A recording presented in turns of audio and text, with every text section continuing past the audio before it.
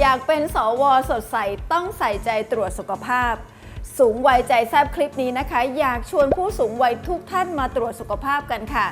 ก่อนไปติดตามสำหรับท่านใดชมผ่าน Facebook ฝากกดไลค์กดแชร์ด้วยค่ะและสำหรับท่านใดที่รับชมผ่าน YouTube ช่วยกด Subscribe แล้วก็กดแจ้งเตือนด้วยนะคะจะได้ไม่พลาดคลิปใหม่ๆและสาระดีๆค่ะ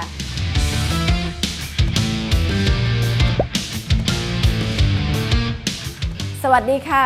การตรวจสุขภาพในผู้สูงอายุเป็นสิ่งที่จำเป็นนะคะทั้งนี้ค่ะผู้สูงอายุหลายคนค่ะเข้าใจว่าตนเองเนี่ยมีสุขภาพร่างกายที่แข็งแรงมาตลอดไม่เจ็บป่วยไม่มีโรคประจำตัวจึงไม่จำเป็นต้องตรวจสุขภาพยิ่งไปกว่านั้นผู้สูงอายุจำนวนมากที่ไม่ยอมไปตรวจสุขภาพเพราะอะไรรู้ไหมคะเพราะกลัวว่าจะเจอโรคแล้วทำให้ตัวเองเนี่ยไม่สบายใจเพื่อที่จะได้ไม่ต้องมารับรู้ความเจ็บป่วยของตนเอง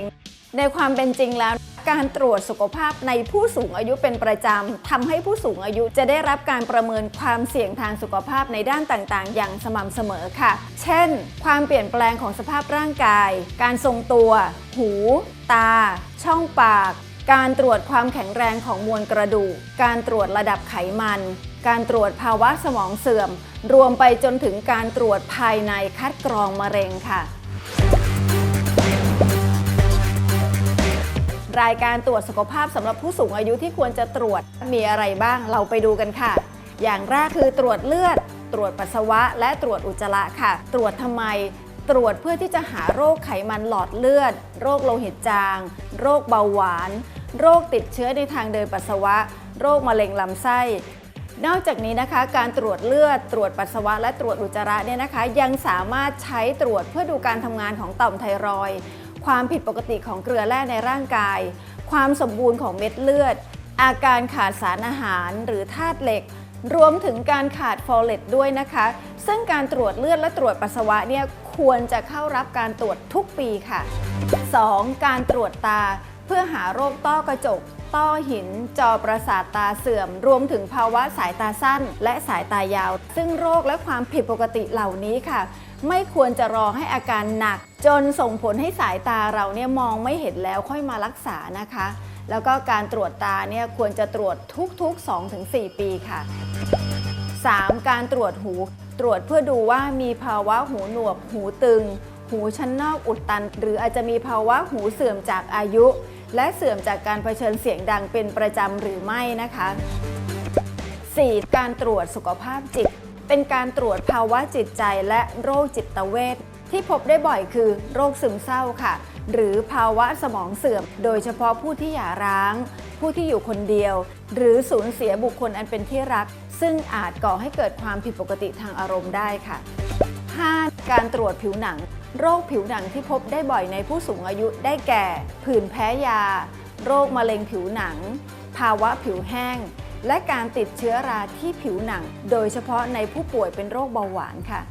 6. การตรวจช่องปากเป็นการตรวจหาปัญหาเกี่ยวกับเหงือกและฟันเช่น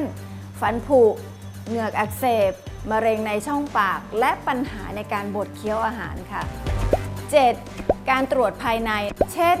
การตรวจหาก้อนเนื้องอกในระบบอวัยวะสืบพันธุ์และดูว่าเป็นเนื้อดีหรือเนื้อร้ายโดยผู้หญิงทุกคนเนี่ยควรจะตรวจมะเร็งปากมดลูกอย่างน้อยที่สุดปีละ1 ครั้งค่ะแต่หากผลการตรวจเนี่ยเป็นปกติติดต่อกัน3 ปีสามารถเปลี่ยนไปตรวจทุก3 ปีได้ค่ะ 8. การตรวจเต้านมตรวจเพื่อหาความเสี่ยงการเกิดมะเร็งในเต้านมค่ะหรือหากตรวจพบอยู่แล้วนะคะก็ควรหมั่นกลับไปตรวจทุกปีค่ะเพื่อดูโอกาสการเจริญเติบโตและขนาดของก้อนมะเร็งซึ่งอาจจะขยายใหญ่ขึ้นได้ค่ะ 9. การตรวจกระดูกเป็นการตรวจภาวะกระดูกพรุนซึ่งเป็นโรคที่มักไม่มีสัญญาณเตือนในระยะแรกแต่ว่าเราสามารถป้องกันได้เพราะฉะนั้นค่ะผู้สูงอายุโดยเฉพาะผู้หญิงควรที่จะมาตรวจก่อนที่จะได้รับการบาดเจ็บจากภาวะกระดูกพรุนค่ะ 10. การตรวจยาประจำตัวฟังดูแล้วอาจจะงงๆนะคะการตรวจยาประจำตัวคือการตรวจยาที่เรากินเป็นประจำนั่นเองค่ะเพื่อให้แน่ใจว่ายาชนิดนี้และปริมาณยาที่ผู้สูงอายุรับประทานอยู่นั้นเหมาะสมหรือไม่รวมทั้งพิจารณาว่ามีความเสี่ยงหรืออาจจะก่อให้เกิดผลข้างเคียงใดๆหรือไม่ถ้าหากมีค่ะแพทย์ก็จะทำการปรับเปลี่ยนตัวยาหรือปริมาณยาที่ให้กับเราค่ะ สรุปแล้วนะคะการตรวจสุขภาพในผู้สูงอายุเป็นส่วนหนึ่งในการช่วยระวังโรคและส่งเสริมสุขลักษณะที่ดีค่ะแต่อย่าลืมนะคะว่าการดูแลสุขภาพให้แข็งแรงด้วยการออกกำลังกายอย่างสม่ำเสมอรับประทานอาหารที่มีประโยชน์ก็สำคัญไม่แพ้กันค่ะดังนั้นนะคะไม่ว่าผลการตรวจสุขภาพจะออกมาเป็นอย่างไรห้ามเด็ดขาดค่ะห้ามละเลยการดูแลสุขภาพของตัวเองนะคะมาสร้างสุขภาพที่ดีทั้งกายและใจเพื่อก้าวสู่การเป็นผู้สูงวัยที่ใจแซ่บไปด้วยกันค่ะ